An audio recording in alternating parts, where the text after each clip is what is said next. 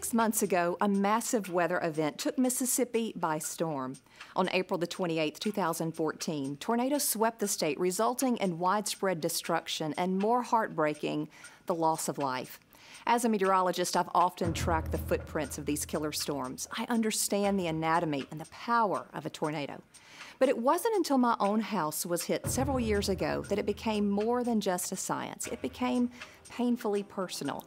And what's so alarming is that many experts in my field believe the weather patterns are shifting, that it's possible that we will experience more outbreaks like April the 28th.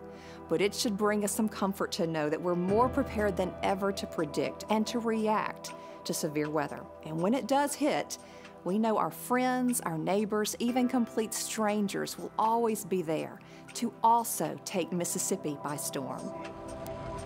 Raining debris. This is a large, violent tornado.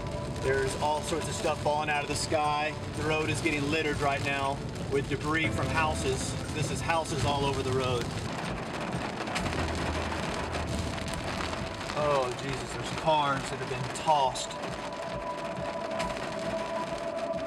Ray Bradbury's novel, Something Wicked This Way Comes, could have accurately described what nature dealt Mississippi that day. The sheer enormity of this system had been tracked for days, and what it left in its wake was death and destruction.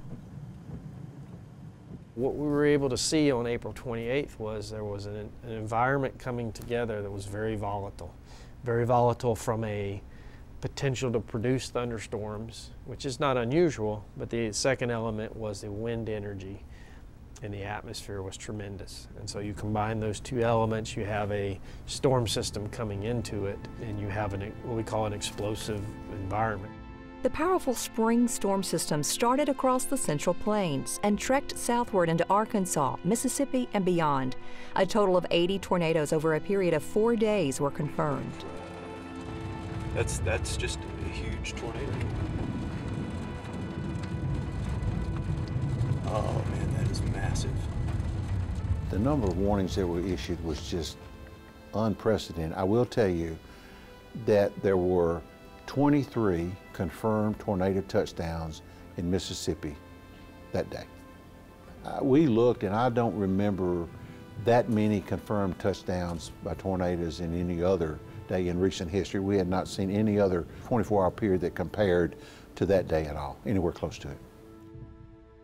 In fact, 27 counties across Mississippi were impacted in some way by the storms that day. Of those counties, 12 were declared federal disaster areas.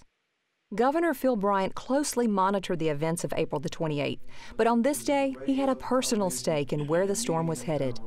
We began work that Sunday night on the 27th, issued a proclamation declaring an emergency existed. So early the next morning, I was at Emergency Management Headquarters in Rankin County. First Lady was continuing her tour of reading across Mississippi. Quite honestly, we were at that time hoping that that storm cell might only skirt the northeastern part of the state. Unfortunately, it came further south, and she was in Columbus, Mississippi. And as I began to see that there was an EF3, possibly 4 tornado moving towards central Mississippi, I finally was able to reach her on her cell phone. And she said, well, we're trying to get home. We're on Highway 25. And she turned to her security detail that was with her and said, exactly where are we? And they said, Louisville. And I was watching the storm cell that was minutes away from Louisville. And I spoke to the security and said, go to the courthouse immediately there in Louisville and take shelter. And they were able to do that. So while I was at MEMA headquarters watching and monitoring a dozen tornadoes that were touching down, my wife was in the basement of the courthouse there in Louisville. So it was a very tense time. Outbreak, VK2 is the urgent confirmed tornado on the ground, power flashes. On the ground. Okay, it's on the ground, give me a location. I guess 1 mile south of 70. Louisville homeowner Randy Hodges and his wife Diane took refuge in the hallway of their home. Little was left of the house, but both emerged without a scratch. And I happened to look out and I saw those trees just whooping, and so we jumped up and ran down the hall. She had a hard hat, and I didn't have a, which she's wearing right now. And so we ran down the hall, and I didn't have a hard hat, so I went into the bedroom and got a pillow, and we ran back out in the hall. As I looked in that other bedroom, I saw the windows, glass just shattering. I put the pillow over the back of our heads, and we was up against the wall, and I could hear the stuff just hitting her hard hat. It hit my pillow, but not a single thing hit me or her. So where do you go from here? Well, we're gonna get this thing cleaned up, and we're gonna build a house right here. So,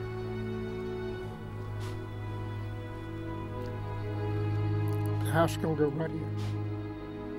It won't be the same house, but it'll be our home.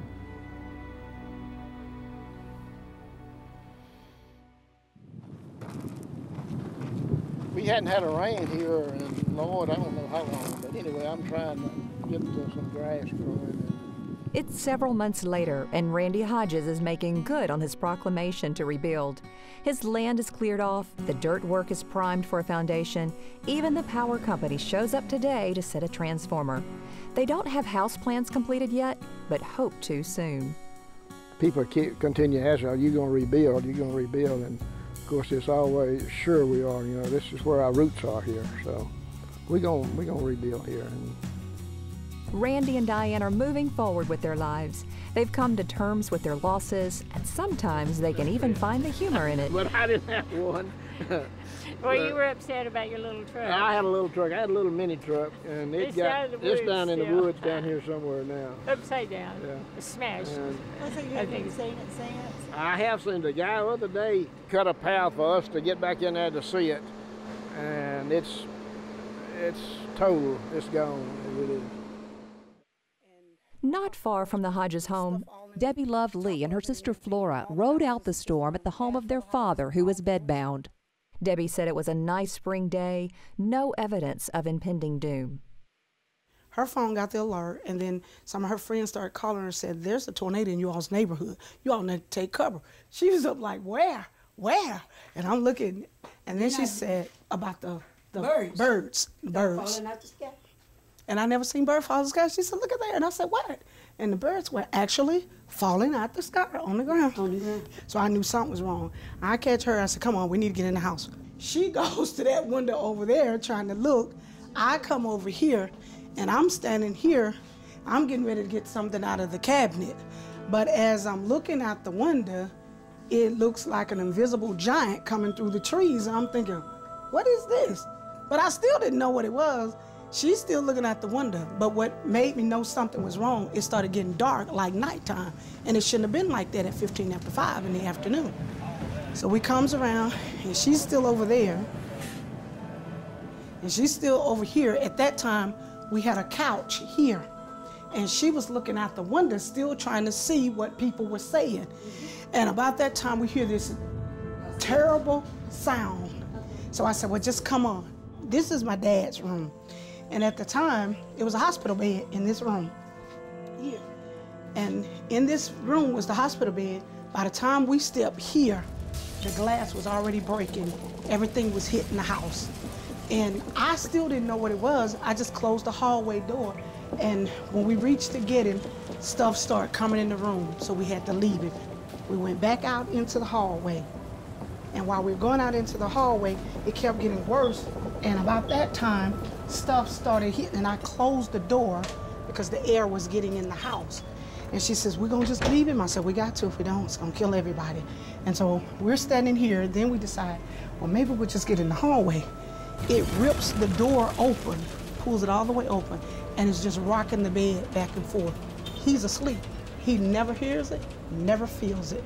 And about this time, all the stuff in the room started moving and all kind of stuff. So I closed the door, thinking I could hold the door to keep the tornado out.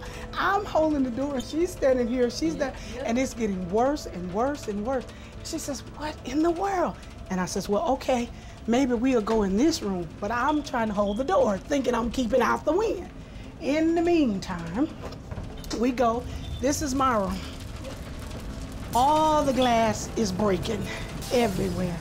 And it's breaking everything, it's shaking everything in here and stuff. You can cut that light on if you need to. And the thing is, it breaks all these windows. And we had an air conditioner in this window. It's pulling at the air conditioner. It's pulling at stuff in the room, the curtains and everything. So I just closed the door and we go out in the hallway. Now they tell me you're supposed to open the window and open the door. That's not what I did. I closed all the doors, and I believe that's what saved us, one of the things to save us, because we closed everything off and it couldn't get in like it needed to. By the time everything was over, this house sounded like somebody was going around just beating it with bats and clubs and glass breaking simultaneously all around the house. Miraculously, Debbie's father slept through the entire ordeal and was not injured. But what the two sisters saw when they emerged from his home was shocking. Flora's home across the street was destroyed. Another sister down the street was trapped with her husband inside their demolished home. They were eventually rescued. Debbie's own home a few doors down was heavily damaged. But despite those losses, she says she has learned the most valuable lesson of all. Family and friends is the best you can have. I really learned that, because when I think about what could have, I think that's what makes you really nervous when you think about what could have happened. What was left of Senator Giles Ward's home after that fateful spring day is leveled now, and he and his wife Kay are living in a newly purchased home. We're settled down and... We are. We're at home. We are. We still don't know which light switches turn on and off, which lights. We don't know how to run the house, but we're in the house. But April 28th is a day they won't soon forget. As the tornado approached their neighborhood, they took shelter in a bathroom along with their daughter, son-in-law, 2 grandchildren, and the family dog. Right before the storm hit, Giles said, let's pray. So we all held hands. We had our daughter and 2 granddaughters in the bathtub and the rest of us just sitting around the tub. So he prayed, and then our son-in-law said, it's going to be here in 1 minute. 155 miles per hour. So that's when I knew then that it was really bad. So we all just held hands, and then it hit, and the house was just going up and down and moving all around us, and we heard glass and everything. It was I really thought that it was over for us. I just said, God, I know we're about to be with you, and that's fine, but just be with us. I just knew it. And then it was over.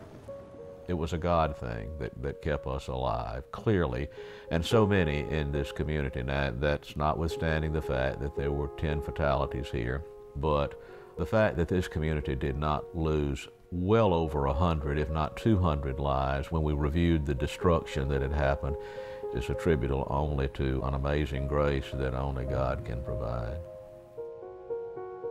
So it was very difficult to hear from the family members, to know that we had lost dear members of that community. And 10 funerals took place in Winston County and Louisville.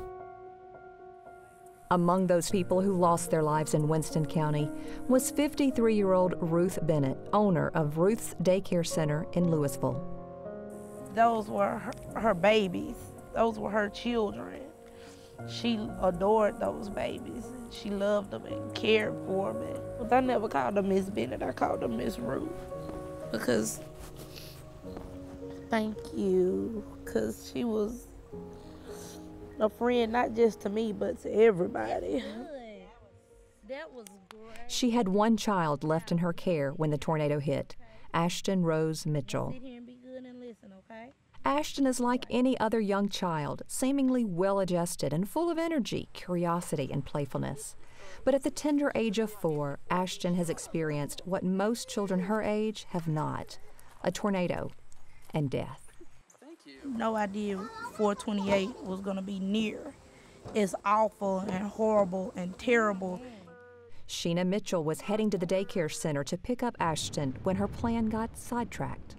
I was stopped by law enforcement and told that it was not advisable or safe for me to go anywhere but to the courthouse. people sheltering in the courthouse basement were receiving reports of horrible damage. I still wasn't thinking that it's that bad until I heard someone say that the hospital had taken a direct hit. And when they said the hospital has taken a direct hit,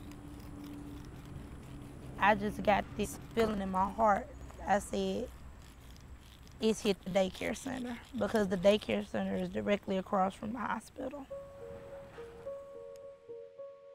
As soon as she could, Sheena left the courthouse and made it as far as the hospital. She could see the daycare center, and it was in rubbles. It was agony sitting out on the side of Highway 14, Main Street, with my husband and just not knowing. I kept saying, somebody please help me find my baby, help me find my baby. Nobody seemed like they were, just everything was in slow motion. Like I just wanted my baby. And I kept seeing hearses and ambulances. And when I saw the hearses, it really just, I just kept saying, I knew she was in one of them. I was hoping she wasn't, but I just kept thinking I knew that she probably was in one of them. Because they kept saying that people had died and I didn't know who. And when nobody telling anything. It was terrible. It was real terrible. Mama, you was not scared. Yes, I was scared, honey. Mama was very scared. You was scared of the thunder. Yeah, Mama was scared of the thunder. Were you scared of the thunder? Yup. And I said, help me get out of here. You said, help me get out of here? Somebody get me out of here. Somebody get me out of here. I keep on saying, somebody. And I keep on saying. I said, I was so mad, and I said, somebody get me out of here. And I was so scared. You was scared? I was so scared. God took care of me, though. Where was Miss Ruth? She was gone when her house was gone. Her whole house. Her whole house was gone. All her stuff flowed away. And everything out of her house. They got the whole house. The storm got the whole house. The storm is bad. The storm is bad? No, I don't like storms. Sheena knew Miss Ruth had a storm shelter and had hoped they were able to make it there in time. But that wasn't the case. Miss Ruth died in the storm, and Sheena's husband eventually found Ashton being loaded into an ambulance. He said he looked down at one of the people that was working on and said, the little body said, hey, Daddy.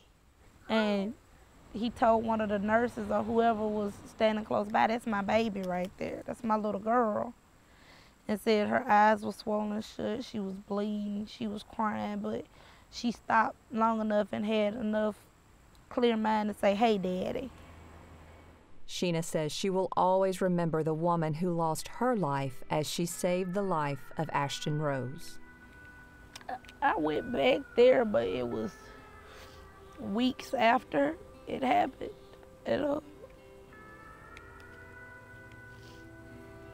I had been there since that day when it first had happened. But when I did finally go back,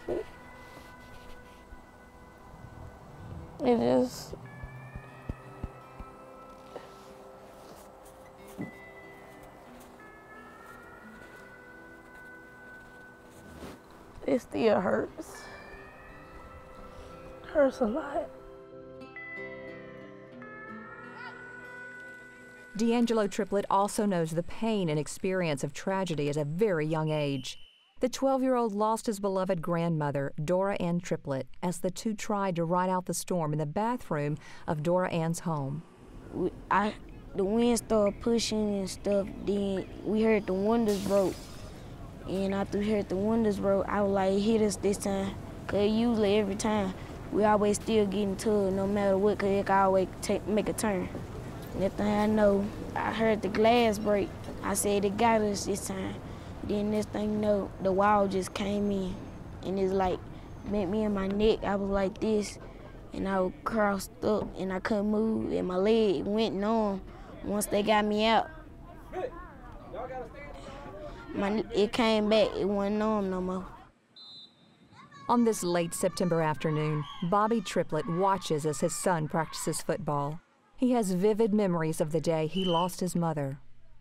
The truck that was sitting in the yard, it came in the house, and they was in the tub, and the 2x4, he said 2x4 laying like across her face, and the truck tire was on the 2x4.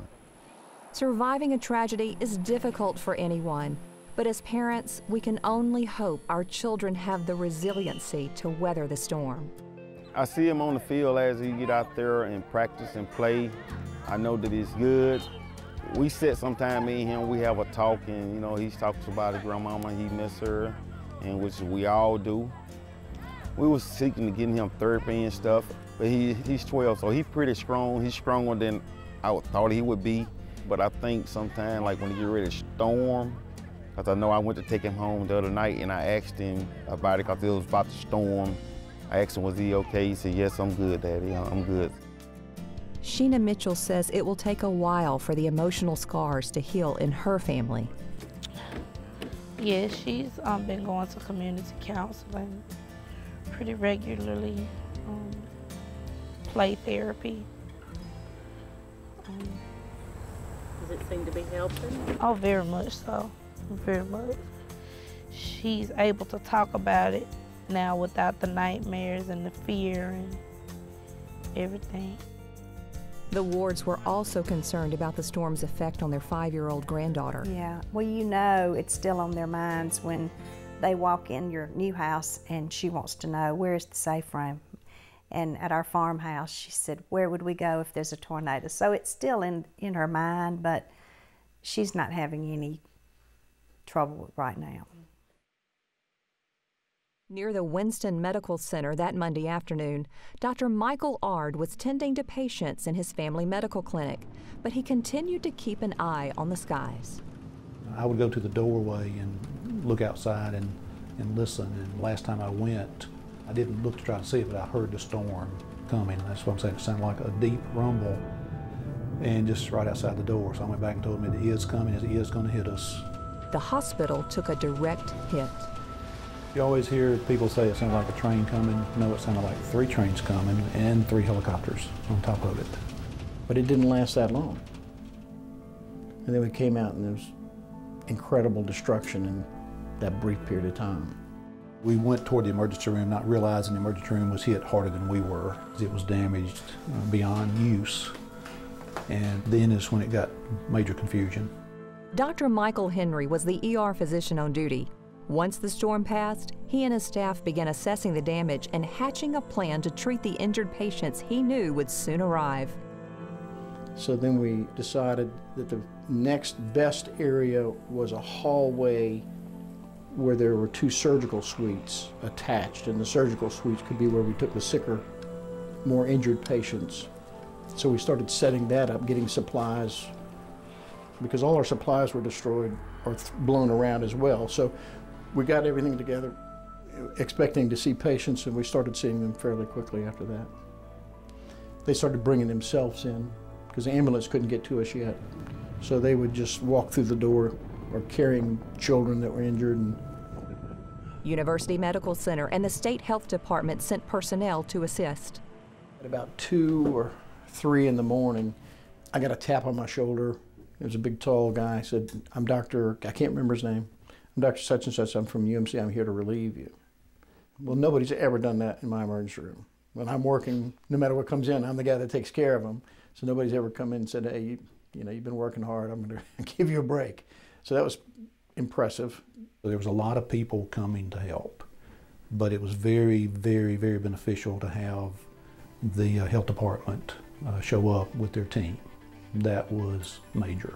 From there, the university kept bringing in assets, a command center, tents, water, all sorts of things. They also brought in a portable emergency room and set it up in the town. So that was a means of health care for several days until they started building what we have here now. And that building is this version of a modern-day, upscale-looking MASH unit.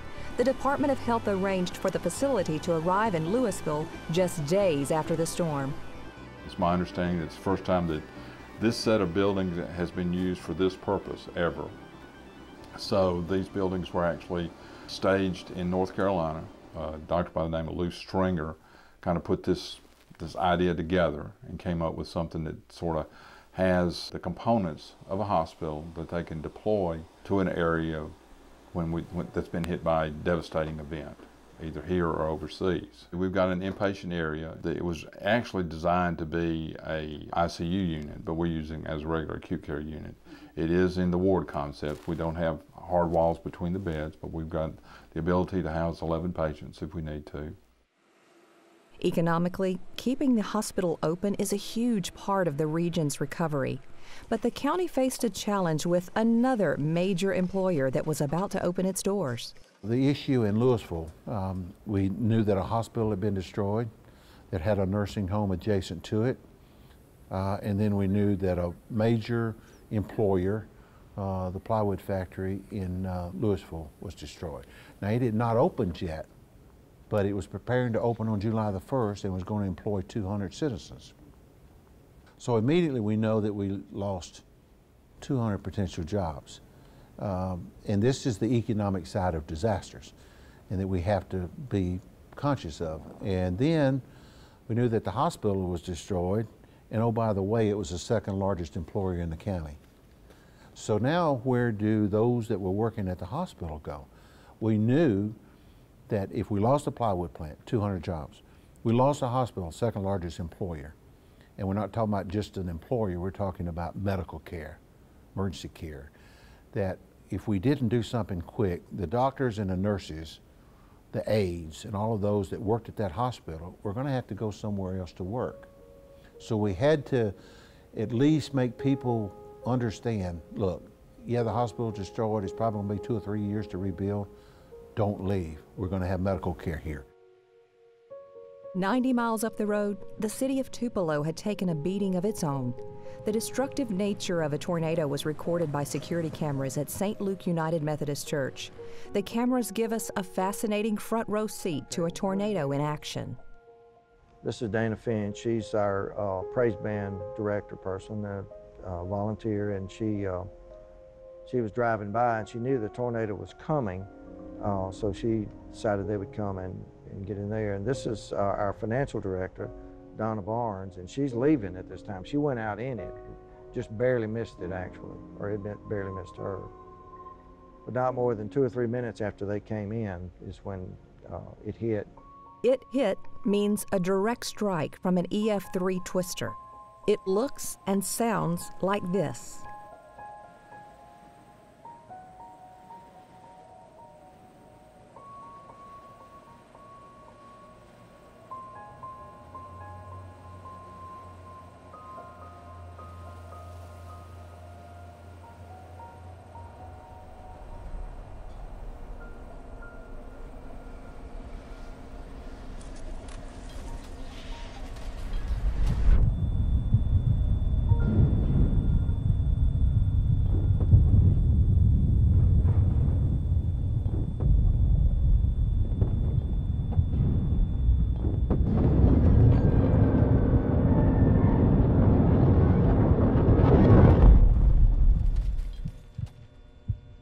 Dana and other co-workers must have felt a sense of disbelief as they surveyed damage to the church.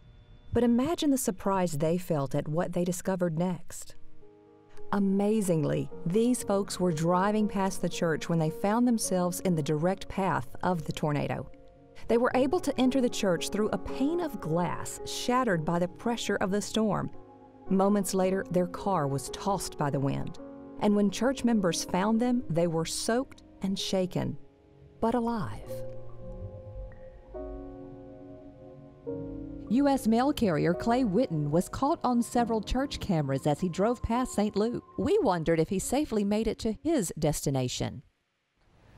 I knew things were getting worse pretty quick. I was trying to formulate a plan in my mind of where I was going to go. Unfortunately, I just didn't have quite enough time to get there. When the tornado blew a tree across the road before I could get stopped, I was going to just hold on was the last thing I told myself, and before I knew it, the truck was airborne. And since that it was going round and round, it never actually turned over upside down, and it just eventually came to a rest. Clay estimates his mail truck was lifted about 20 feet in the air and traveled approximately 100 yards before the wind set his truck down on a different road. Fortunately, his injuries and damage to the truck were minor, and both are back in service today. Neither rain, sleet, nor hail. Now you can add tornadoes, I guess. St. Luke United Methodist Church is undergoing a major makeover. The main sanctuary and fellowship hall were destroyed. The church offices were heavily damaged, and now staff members are working out of temporary trailers. There was also damage to the gym, but it quickly was repaired and used for services the very next Sunday. The gym also served as a hub for emergency response teams and hot meals for neighborhood residents. The church found another unique way to help victims. The only very expensive stained glass window that was broken and just totally was the miracle window. The rest of them stayed, and we've taken the miracle window and made crosses out of it and sold those, and we've made about $14,000, and all of that money is going to go to the neighborhood and people that need it. This drone video captured the widespread damage elsewhere in Tupelo. Numerous subdivisions were hit. 600 homes were damaged or destroyed. The busy North Gloucester Road business corridor was also in the storm's path. Hotels, restaurants, stores, and offices were among the 26 businesses destroyed or heavily damaged. That included longtime popular restaurant Vanelli's, a mainstay in Tupelo for nearly 40 years.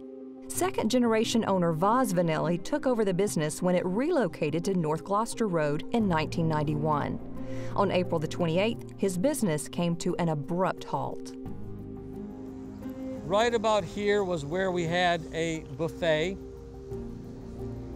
and this is where the people would walk through to get the buffet. Right in this general area was where the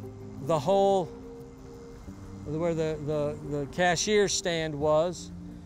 You would walk in the front door right in this general area here, and this was a little covey area. Right here, well, we had a lot of portraits and paintings all around here. This is where we had our family paintings, all of my father's. We had a lot of art in the restaurant. And I will actually even recreate the event of what happened that day. As I was walking out of my office, one of my employees came running through the door here and said, "There's a tornado coming." And I immediately said, "Well, everybody get into the beer cooler. Is there anybody in the restaurant?" And there happened to be 4 customers in the restaurant. I had about 7, 8 employees. And I said, "Everybody get into the beer coolers." As I go to pull the door shut, you can get the pressure. You can feel the door starting to open. And then I pulled it shut, and then all of a sudden, you started to hear that proverbial train roar. And as it was going over, 10, 15 seconds, bingo, we were through. And then someone says, "Open the door, it's over us." I opened the door, and as I look straight ahead, I see all the furniture and everything pushed against the wall. I hear water going everywhere. I see light, rain, devastation, and I walk out and everybody comes running out of the cooler, and I just stop. And I'm like dumbfounded. Later that evening, Vaz returned to his home. He sat in the stillness of the night, reflecting on his life and pondering his next move. Amazingly, when I sat there and was wondering what I was going to do, I looked out my window at the back door, and I noticed a little finch, a little bird, pecking for food outside my door. And like just an epiphany, I feed animals, I feed people, I feed the Holy Spirit. That's what I do. And then it came to me, thinking about my family, thinking about all that's happened in the past, how everybody went through very difficult periods, and here I am today, the result of everybody making it through and persisting and keeping on. Though this may be the worst tragedy I've personally faced, I am not alone. I have survivor's blood running through my veins. I am lifted by my Father's Spirit, inspired to carry on. Amen. And with that, Vaz knew he would carry on the family tradition by rebuilding Vanelli's. It's impossible to put a price on the silver lining from these dark clouds. Nearly everyone we interviewed spoke of the outpouring of support from friends, family, government, and strangers. You know, I've had so many people call me, text me, email me, saying, Steve, I see green shirts everywhere. And they're from everywhere in the country, and we're humbled. Hundreds of Good Samaritans wearing their signature mint green t-shirts flocked to Tupelo in July. They came from 38 states and even Canada as part of 8 Days of Hope, a nonprofit ministry conceived by Steve Tiber of Tupelo. We started after Hurricane Katrina, and my dad called me and said it'd be cool if we could take a couple buddies to the Gulf Coast and maybe rebuild a home or help out, rebuilding a roof. And next thing you know, we are taking down 683 others to Bay St. Louis and Waveland, and 8 Days of Hope was born back in December of 2005. And thus marked the beginning of a ministry that's grown to more than 3,000 volunteers. They've traveled the country in the aftermath of hurricanes, tornadoes, and floods. Tupelo is their 11th mission.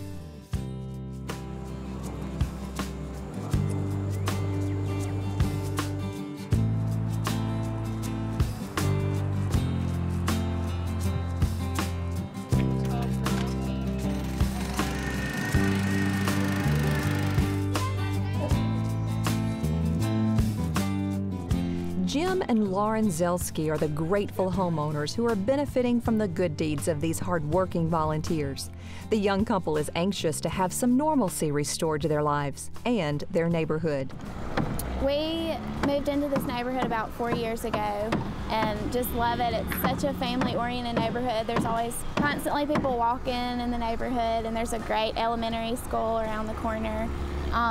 We love it over here, and you know, the day of the storm changed our neighborhood a lot, but we're going to get back to where people are able to walk, and you know, once all the debris is removed and everything, it'll be just like it was.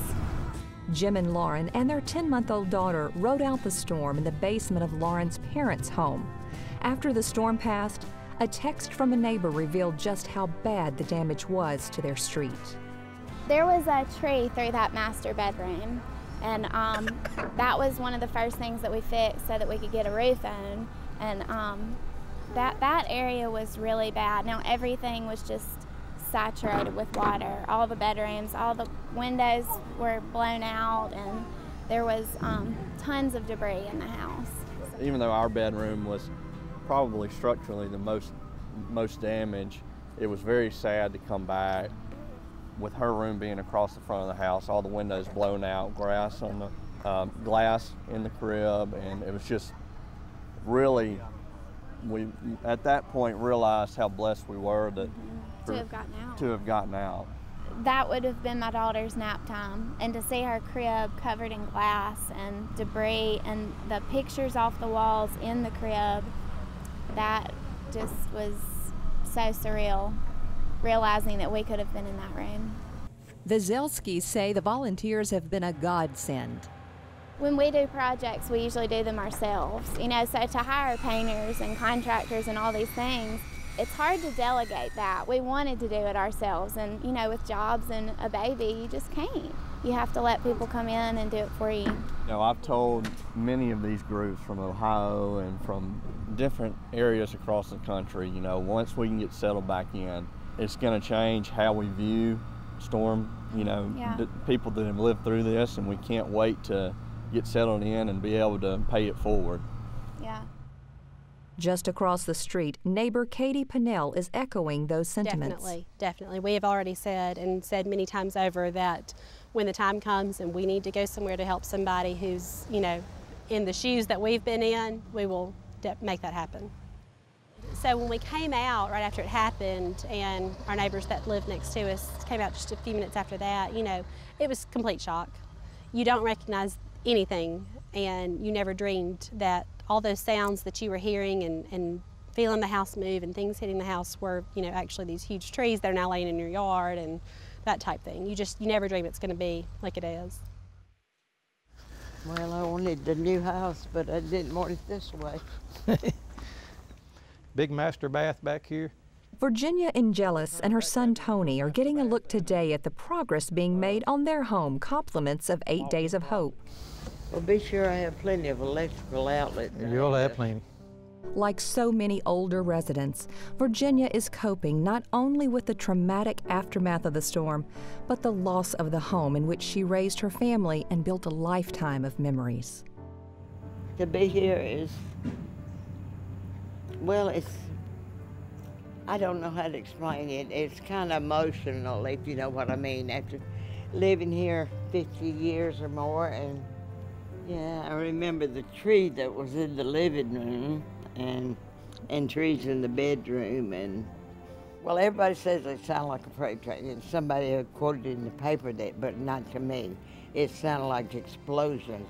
But I think that was the trees probably hitting the house. So many was hitting, and my head exploding, and I already had trouble with my ear, and I don't hear very well now. And my glasses, my husband's glasses was, where they were, I don't know, but they were found out in the driveway just crushed, and we were in the house, so I don't know. What were you thinking about? What was I thinking about? Yes, ma'am. Thank God I saved our family. That's what I was If you wasn't here, I wouldn't have nobody cook my Sunday lunch anymore. I'd cook for you Oh, any Mama, day. I love you. Oh, man. Don't make me cry, son. Now, please, I've already had my tears for today. And after the 8th day, they rested. The week drew to a close.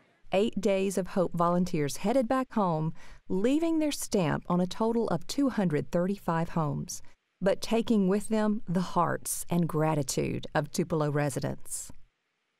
We can't control destruction comes, and we can't. We have no control over that.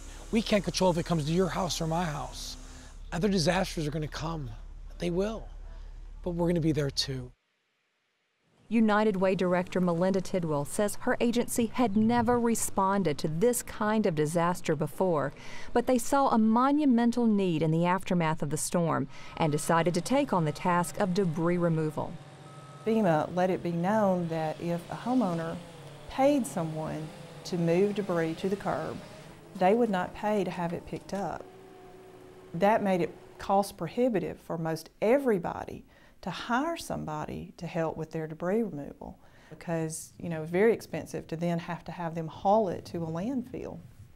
And so somebody needed to help these people with the debris. And the city and the county, as much as they wanted to be able to go onto property and remove it, they could not do it legally. They could not do it. And so, there was a gap there, and somebody needed to stand in and fill that gap. And so we just made the decision that was going to be us. We were going to help with that if there was any way we possibly could. Volunteers became extremely important. So we had lots of homeowners who needed our help getting their debris to the curb. And then it came to a point where the debris was so large, your average volunteer couldn't move it. It was no longer sticks. It was root balls that were 8 to 10 feet tall, and huge trees and trunks. And so we decided that we would hire some equipment, that we would rent some heavy equipment in hopes that we would find a volunteer who could operate it. Well, we had a local contractor who stepped forward and said, I will donate my time and some of my staff's time. And then we had another person that stepped up and said, you know, we will pay for the rental of the equipment. The number of volunteers was just overwhelming. We had thousands and thousands that signed up through United Way. They've documented over 3,000 volunteers. The city of Tupelo, if we were here by ourselves, we wouldn't be nearly as far along the way as we are. This is a major disaster. These charitable and religious organizations just come in and, you know, without that community involvement, we're still not going to be where we need to be. And it's just truly a team effort from every level of American society. That support network included Smithville Mayor Greg Kennedy, whose town was almost wiped off the map by a tornado in 2011. We lost 166 homes. 14 out of our 16 businesses was destroyed. Water treatment facilities tore to pieces. Wastewater treatment facilities tore to pieces. All my parks tore to pieces. Basically, you might say we had one neighborhood left. The school, gone, and it was just basically one neighborhood was left. It's been a slow process. You know, we're 3 years and 4 months since the date school's rebuilt.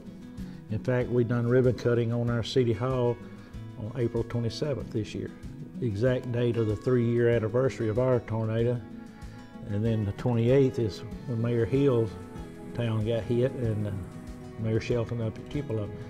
One of the best things that looking back, and we've talked about this, he did to me, I think what someone did to him, is quickly set up a meeting in Smithville for me and others here in the community and other communities that were affected on the same day to go to Smithville and get out of our towns to meet. Not to meet just for the sake of meeting, but to meet and discuss a little bit about what just happened and some things that are about to take place. And hearing that from somebody who's been through it was an encouragement. I wouldn't say it was always a great news, because he was also telling you, expect this, expect that, and it wasn't always a great news, but I'm finding that how accurate it was. And I'll never forget, and I say this a lot, he passed out a handout that he received that talks about the 4 stages of basically a disaster, any disaster.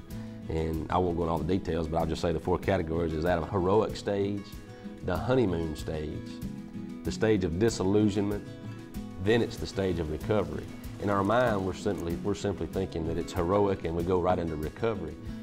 And that was useful, and I tell you, it's even more useful now because I do feel like we're right in disillusionment, because and what that means is that reality is setting in.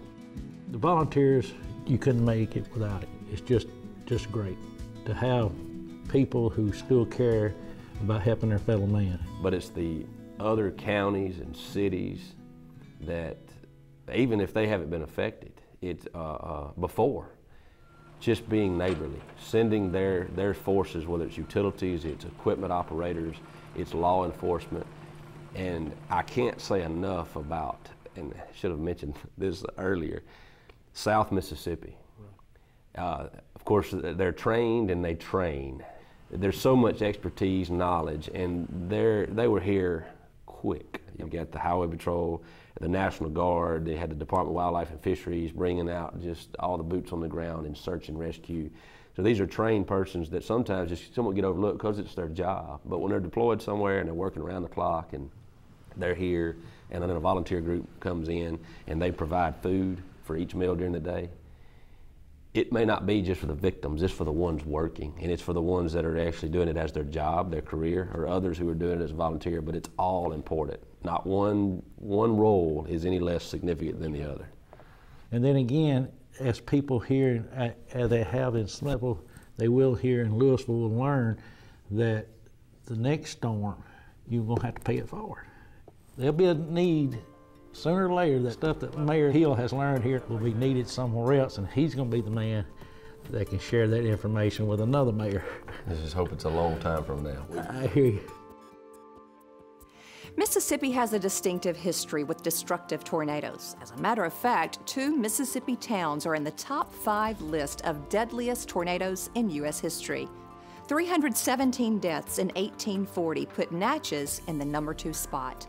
The 4th deadliest storm was in 1936, when 216 people were killed in Tupelo.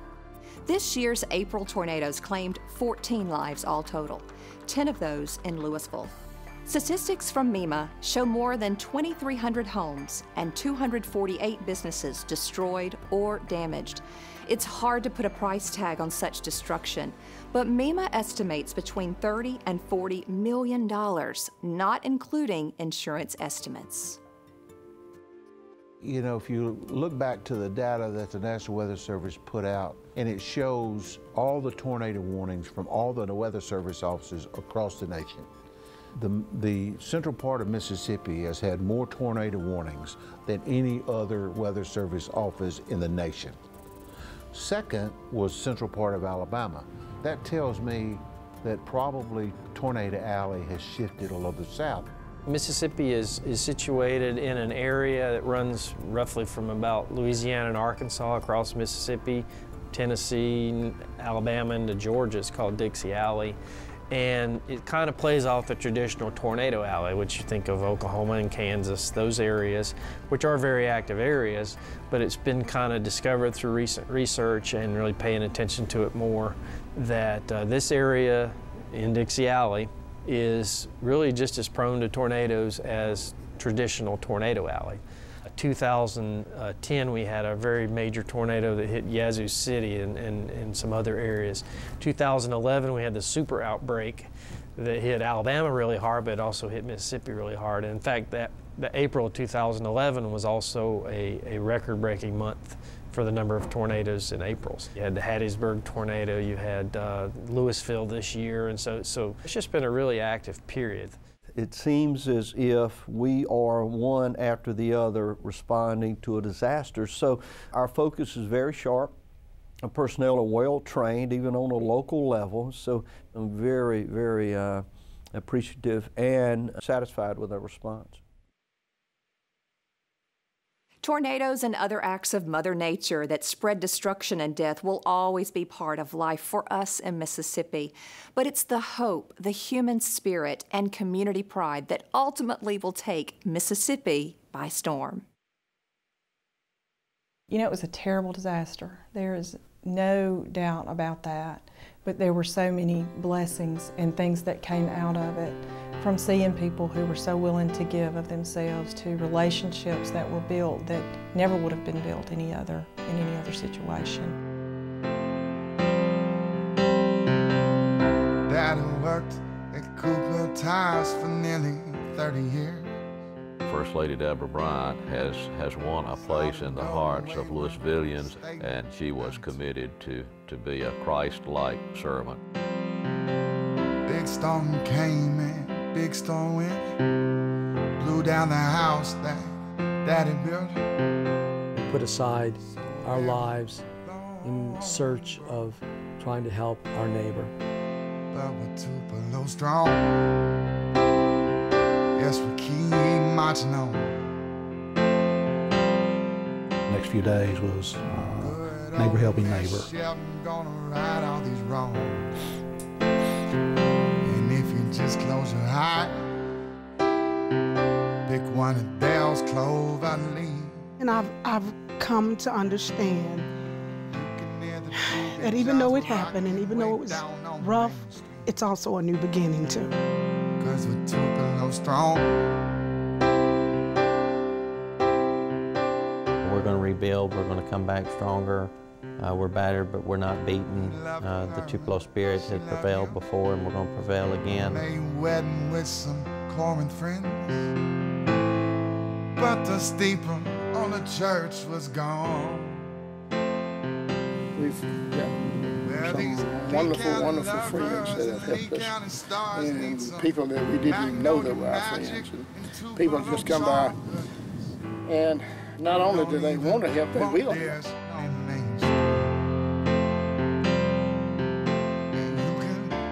She told me no matter what, if I make it out and she don't, to keep a smile on my face. Just to keep her in memory. Cure the blues with some sweet Powthorn and the blue canoe.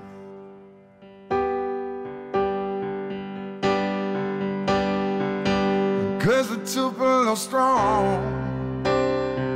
Yes, marching on. Good old Mass Sheldon gonna right all these wrongs. And if you just close your eyes, pick one of Dell's clover leaves, you can hear the Juby Johns rocking way down on Main Street. 'Cause we're Tupelo strong, and we'll keep marching on. And good old Mass Sheldon gonna right all these wrongs. 'Cause we're Tupelo strong.